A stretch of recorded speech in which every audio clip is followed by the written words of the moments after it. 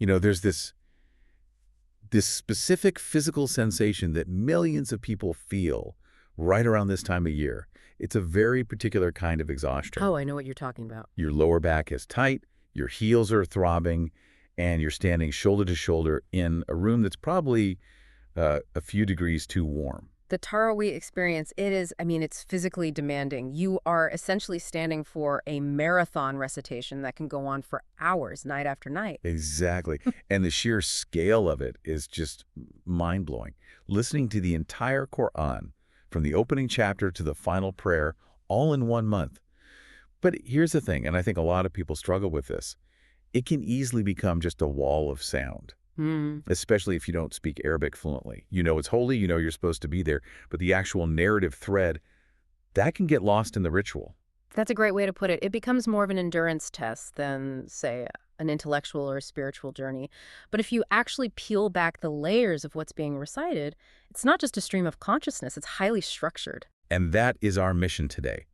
We aren't looking at the fiqh or, the legal rules of the prayer itself. We're doing a deep dive into the content. Right, the message. We're using this fascinating summary guide, Tarawih Salate Quran Barta, which basically translates to the message of the Quran in Tarawih prayers. It's a night-by-night breakdown that extracts the core nuggets of wisdom, the history, and the ethics. And what I love about the source material is how it highlights the balance. You have these huge cosmic ideas creation, the afterlife, the nature of God sitting right next to incredibly gritty, practical advice. Like what to do about an inheritance dispute. Exactly, or how to treat your neighbor. It's the macro and the micro constantly interacting. So let's unpack this. We've got, I think, 3 main pillars to cover. The psychological profiles of humanity, the best of stories about the prophets, and then the social code for building a civilization. But we have to start where the book starts. The opening. Surah Al-Fatiha. The mother of the Quran. It's interesting because, in terms of length, it's tiny. Just 7 verses. But the source material argues that this is the lens through which you have to read everything else. It sets the terms of engagement. Right, it's like the handshake agreement. It establishes who's in charge, the master, and who's asking for help, the servant. It frames the human condition as being in desperate need of a straight path. Exactly. It's an admission of vulnerability. But then you turn the page to Surah Al-Baqarah, this massive second chapter, and the text immediately starts profiling the audience. And this is what I found so compelling in the guide. It doesn't just say believers and non-believers. It creates 3 really distinct psychological categories. This stood out to me, too. It's almost like a personality test. You've got the mudakin, the God-conscious. These are the people who are essentially all in. Right. They believe in the unseen. They trust the process without needing a miracle to happen in front of their eyes every 5 seconds. They have that spiritual security. Then you get the kafirs. And the distinction here is important. It's not just someone who hasn't heard the message. The profile is defined by arrogance. A stubborn refusal to listen. Their hearts are described as sealed because they've actively chosen to shut the door. But then there's that third group. And honestly, this is the one that feels like it belongs in a spy thriller. The munafiqs. The hypocrites. The internal threat. This group is so fascinating because they're presented as the most dangerous to the community. They look like believers. They say the right things. They're standing in the prayer lines with you. Internally. Malice. They're playing a double game. The source material highlights that a significant portion of the early Quranic revelation was just trying to teach the community how to spot these people. It's the idea that the enemy isn't always at the gates. Sometimes they're in the living room. Exactly. And speaking of the beginning of trouble, the recitation moves pretty quickly to the origin story of humanity itself, Adam and Iblis Satan. This is a classic narrative, but the deep dive nuance here is crucial. We often think the story is about don't break the rules, but well, both characters broke the rules, didn't they? They did. Adam ate from the tree. Iblis refused the command to bow to Adam. On paper, both are acts of disobedience. But it's the reaction that dictates their destiny. That's the lesson. Adam's error is described as a slip or forgetfulness. But when he's confronted, he just owns it. We have wronged ourselves. No excuses, no blaming anyone else, just radical ownership and repentance. Whereas Iblis, Yeah. his issue wasn't just the action, it was pure ego. Precisely. He argued back. I am better than him. You created me from fire and him from clay. He intellectualized his disobedience. He doubled down. So the takeaway the source emphasizes isn't that humans must be perfect. It's that when you inevitably mess up, you have to choose. Are you going to be an Adam and repent, or an Iblis and justify? That's such a powerful reframing. It allows for human error. But man, the story gets dark so fast after that. The source details the first murder, Cain and Abel, or Kamel and Habel. Right, the introduction of violence into the world. And the detail the guide focuses on is the aftermath. After Kobael kills his brother, he's just paralyzed. He doesn't know what to do with the body. He's literally carrying the burden of his sin. And then the raven shows up. Yes. God sends a raven that scratches the earth to bury another dead raven. It's such a humbling, almost humiliating moment. The first human killer had to be taught basic dignity by a bird. It shows how low humanity can sink when anger takes the wheel. It really does. That sets a pretty heavy tone. But the Quranic narrative isn't all tragedy. As we move through the nights of Tarawih, we hit what the text itself calls Ahsan al-Qasas, the best of stories, the saga of Prophet Yusuf, or Joseph. This is a favorite for so many people because it's just so cinematic. It's the only chapter that is one continuous story from start to finish. You have the jealous brothers, the slavery, the prison. And finally, the palace. But let's look at his behavior. The source material really zooms in on that incident with the Aziz's wife, the seduction attempt. What I found interesting is that Yusuf didn't just stand there and debate her. No, he fled. He physically removed himself from the situation. And the lesson there is about active resistance. Willpower is great, but sometimes you just need to change your geography. If the environment is toxic, you get out. And the climax of that story, it's not the political power he gets, it's the moment. His brothers, the very guys who threw him in a well to die, are standing in front of him terrified. He has all the power. He could execute them all. And he says, no reproach on you today, just absolute unconditional forgiveness. The source highlights that this is the ultimate definition of sabbat patience. It's not just waiting around. No, it's maintaining your moral compass when you're at the bottom of the well and when you're sitting on the throne. Now, if Yusuf is the story of internal endurance, the story of Musa Moses is all about external confrontation. I feel like you can't go 3 nights in Tarawih without hearing about Musa. He is the most mentioned prophet, by far, and his story acts as a perfect counterweight. Yusuf had to fight desire, Musa had to fight tyranny, and the irony the source points out is just delicious. It's amazing. You have Pharaoh, this genocidal maniac slaughtering infants to stop a prophecy. And he ends up paying for the groceries of the very kid who's going to take him down. Exactly. Musa floats in a basket right into Pharaoh's palace. It's a message about control. Pharaoh thought he could control the future with violence, but the divine plan placed the threat right on his own lap. It's the ultimate checkmate. But there's another character in the Musa story that the guide highlights, Qarun. He's like the flip side of Pharaoh. Pharaoh had political power. Qarun had the economic power. Qarun is the archetype of the self-made man gone totally wrong. He was obscenely wealthy, and when people told him to be grateful, his response was, I got this because of my own knowledge. He completely erased God from the equation. And the earth just swallowed him up. Literally. It's a stark warning against the arrogance of wealth. Pharaoh drowned in water. Qarun sank into the earth. Both were destroyed by their own egos. So we have these heavy stories of destruction, but then you get to Prophet Abraham. His narrative feels different. It feels more, intellectual. That's a good observation. The source calls it the logic of faith. Ibrahim is constantly debating people. He debates the star worshippers, he debates the idolaters, and he debates the king, Namrud. That debate with Namrud is a classic. Namrud claims he's a god because he can control life and death, basically. I can kill this prisoner or let him go. It's such a cheap trick. Yeah. And Ibrahim doesn't fall for it. He pivots to cosmic logic. He says, my Lord brings the sun from the east, so you bring it from the west. And the text says the disbeliever was just dumbfounded. It shut him down completely. But even Ibrahim needed some reassurance, right? I love the story of the birds. It makes him feel so human. He asks God, show me how you bring the dead to life. And God asks him, do you not believe? And Ibrahim says, yes, but just to satisfy my heart.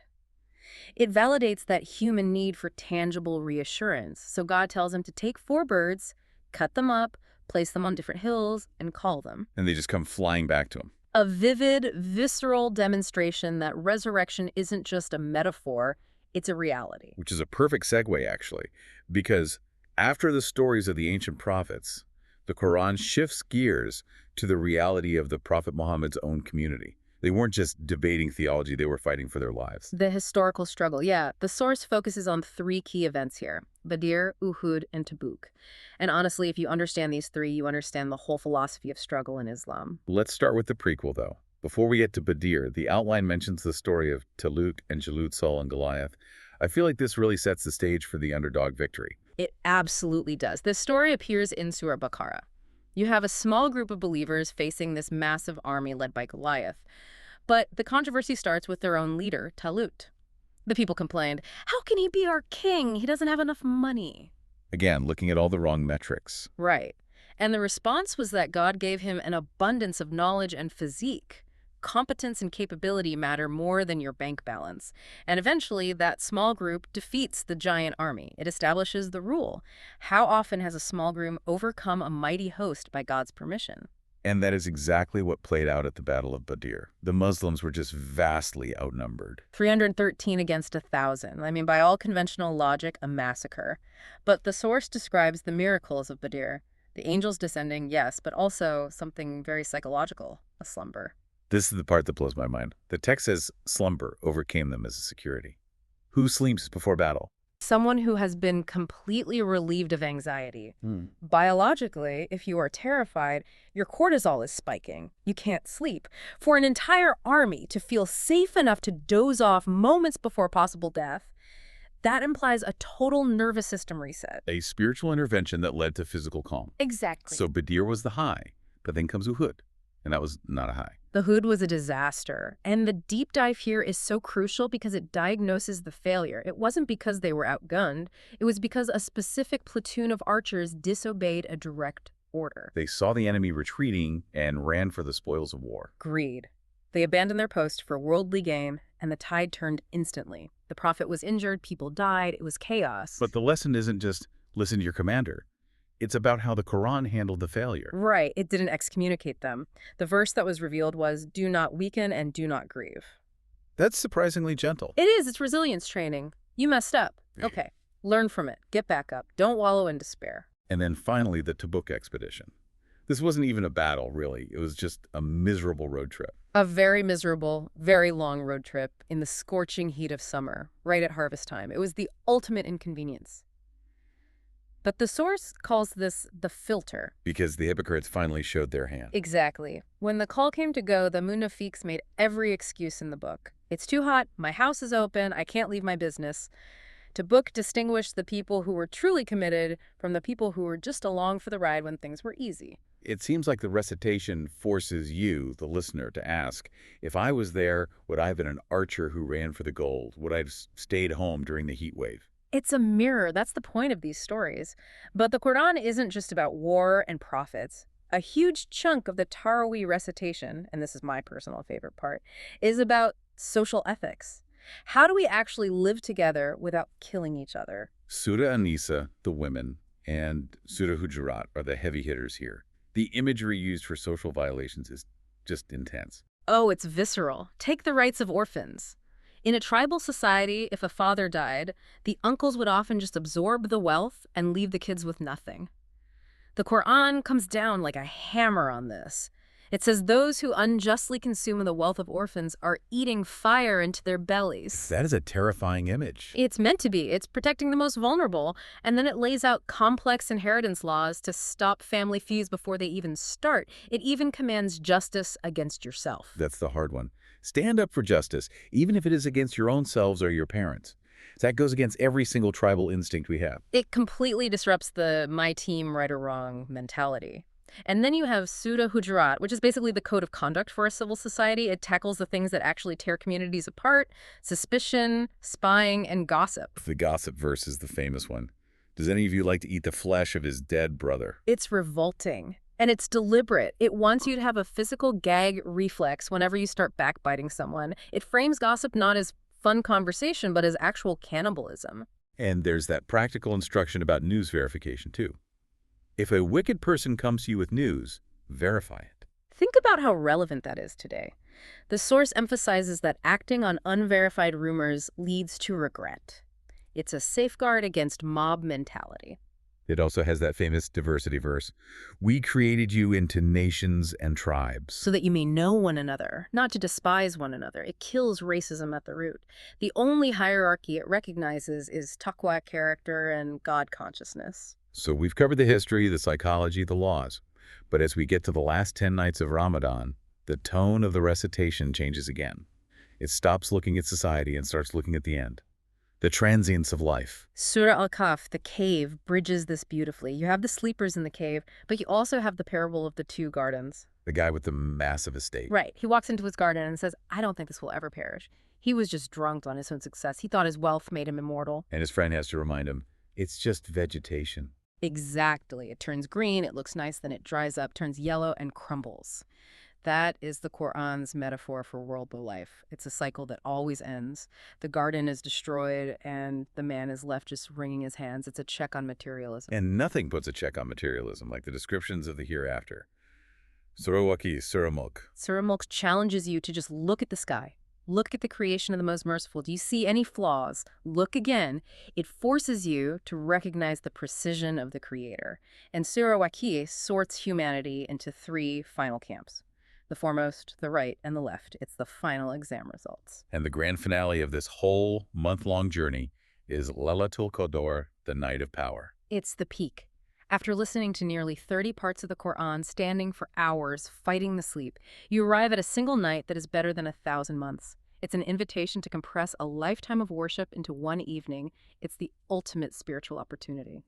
You know, when we step back and look at this whole picture, from Adam's slip to inheritance laws, from the battlefield of Badr to the privacy of your own home, it's just overwhelming how comprehensive it is. It is. It refuses to be pigeonholed. It's not just a law book, and it's not just a storybook. It's a guide that says, here's how you handle your ego, here's how you handle your failure, here's how you handle your enemy, and here's how you handle your neighbor.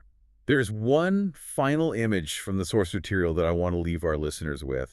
And honestly, it's the one that haunts me a little bit. It's from Surah Yasin. The witnessing of the limbs. Yeah, the idea that on Judgment Day, our mouths will be sealed shut. We can't spin the narrative anymore. Instead, our hands will speak and our feet will testify. It's such a profound concept of accountability. Your body is just a tool. You are the user. And on that day, the tool itself testifies about how it was used. Did these hands build or did they steal? Did these feet walk towards help or towards harm? It really makes you look at your own hands differently. It does. It moves the religion from something you just say with your tongue to something you actually do with your limbs. So here is the question for everyone listening. Whether you're standing in Tarawih tonight or just driving in your car, if your hands could speak today, right now, what story would they tell about you? That is the question. Something to think about. Thank you for taking this deep dive with us into the message of the Tarawih prayers. We hope this gives you a new lens to listen through. It was a pleasure. We'll catch you on the next deep dive.